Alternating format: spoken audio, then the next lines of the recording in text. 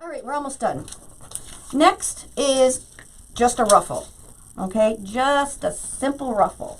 However, when you fill up a Unique in the Creek board with just ruffles, so you would go down and up. Now, for this, you would not close your zip ties. So you would preload your whole board open like this, okay? Your zip ties would remain open. You would take your 10-inch piece of mesh like this, and you're going to put it fold down, curl down.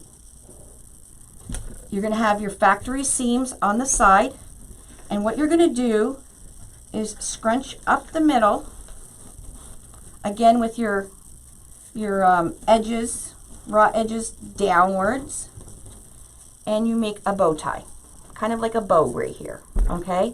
Then what you're going to do is where you pinched in the center, you're going to put that center right on the board, in between your zip tie, and zip it up.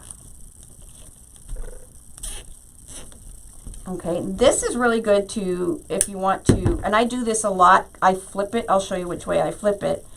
But if you filled this whole board with just ruffles, again, it'll make these S shapes, the whole board, and will look like a carnation, I promise. Ruffle is one of the most used, I would say most used petals or folds in wreathing, because it's so versatile. Now, when you're doing ruffles, you will see frays. So if you want to heat seal, that's up to you.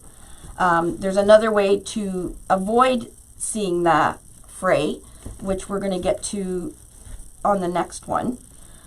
When I do my ruffles on the board, especially on the character board, I like to do it. I load my board closed.